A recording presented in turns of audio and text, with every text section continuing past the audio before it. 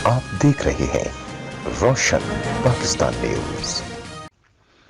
राजा ताड़ के गरीब मुदस्सर नामी किसान की 3 एकड़ गंदम की फसल जली जरी स्प्रे की वजह से जल गई।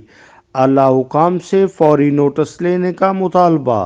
2 नंबर जरी मरकज को सील किया जाए। एहले सरापा एहतजाज। खानपुर जरी मरकज अजरा अजरा जरी मरकज तो दवाई आंदी है गंदम वास्ते जी। 3 एकड़ ਜ਼ਮੀਨ ਕਣਕ ਨੂੰ ਸਪਰੇਅ ਕਰਨ ਵਾਸਤੇ ਔਰ ਉਹ ਕੀਤੀ ਸੀ ਆਲੂਦ ਮਾਰਨ ਵਾਸਤੇ। ਅੱਗੋਂ ਜੀ ਕਣਕ ਖਤਮ ਹੋ ਗਈ ਹੈ। ਕਣਕ ਬਿਲਕੁਲ 0/0 ਹੈ। ਸਭ ਆ ਕੇ ਮੌਕਿਆਂ ਤੇ ਵੇਖ ਗਏ ਨੇ ਔਰ ਤੁਸੀਂ ਵੀ ਵੇਖ ਰਹੇ ਹੋ। 3 ਏਕੜ ਜ਼ਮੀਨ ਜਿਹੜੀ ਹੈ ਉਹ ਉਹਨਾਂ ਕਿਹਾ ਕਿ ਤੁਸੀਂ ਇਹਨੂੰ ਇਸ ਤਰ੍ਹਾਂ ਕਰੋ ਕਿ ਸਪਰੇਅ ਕਰੋ, ਅਸੀਂ ਇਹਨੂੰ ਤੁਹਾਨੂੰ ਸਪਰੇਅ ਦਿੰਦੇ ਹਾਂ, ਸਲਫਰ ਵਗੈਰਾ ਦਿੰਦੇ ਹਾਂ, ਤੁਸੀਂ ਕਿਸੇ ਅੱਗੇ ਇਸ ਦਾ ਜ਼ਿਕਰ ਨਾ ਕਰੋ। ਅਸੀਂ ਇਸ ਦਾ ਖਰਚਾ ਜਿਹੜਾ ਉਹ ਬਰਦਾਸ਼ਤ ਕਰਾਂਗੇ ਤੇ ਔਰ ਤੁਸੀਂ ਕਿਸੇ ਅੱਗੇ ਜ਼ਿਕਰ ਨਾ ਕਰਿਆ ਜੇ ਸਾਡੀ ਦੁਕਾਨਦਾਰੀ ਖਰਾਬ ਹੋ ਰਹੀ ਹੈ।